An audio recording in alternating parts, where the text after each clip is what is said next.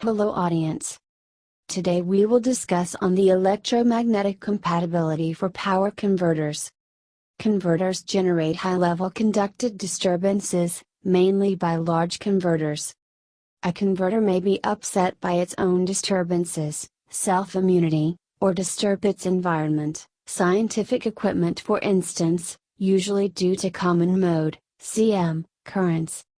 Converters, even low-power ones, may also radiate high-frequency electromagnetic energy that can upset nearby equipment, near-field coupling, or radio receivers, far-field coupling.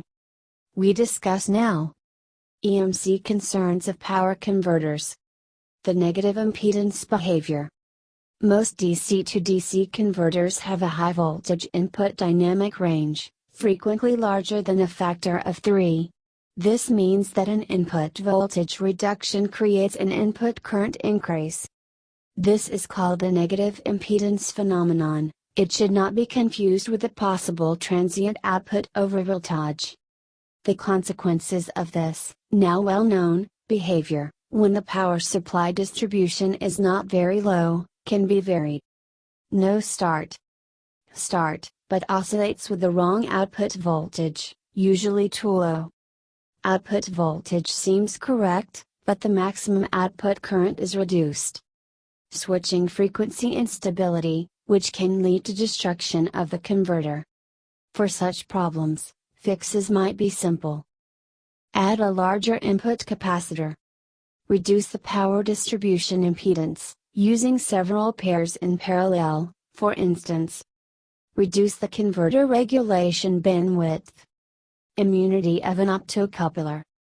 Optocouplers and optoisolators are components commonly used in power converters. Incredible as it may seem for electrical isolation components, the immunity of analog optocouplers to CM disturbances is never specified, but in DC. Most digital optocouplers are specified for maximum voltage rate of change. Let us read the data sheet and comply with the limits, especially the maximum absolute ratings. Many MOSFETs or IGBTs have a switching slope from 20 kV per microsecond to 50 kV/s, while most isolators are only specified up to a voltage rate immunity of 10 to 15 kV per microsecond. This doesn't lead to a destruction, but creates high-frequency oscillations that increase switching loss and radiated emissions, and may compromise reliability, due to IGBT second breakdown voltage, for instance. Input to output common mode current for an isolated power supply. Most DC to DC converters are isolated, using an insulating transformer.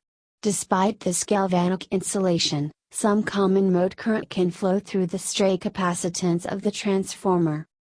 Input to output common mode current of an H-bridge.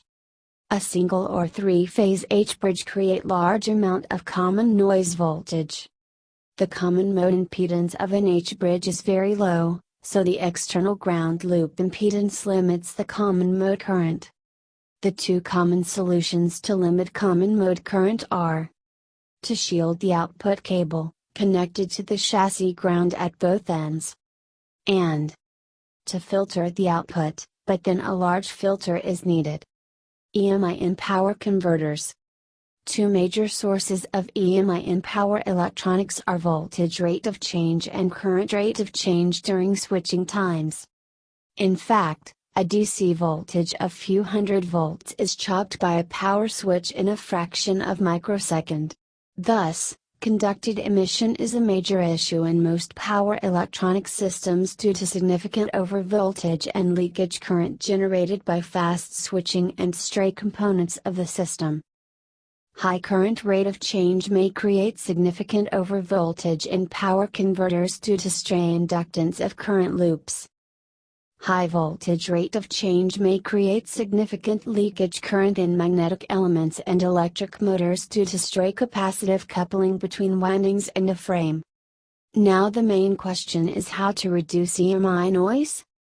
As discussed, Decreasing voltage rate of change and current rate of change means increasing the switching time, which increases losses.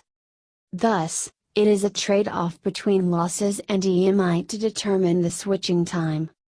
The other alternative is to reduce stray inductance and capacitance of a power electronic system using a better layout, interconnection and configuration.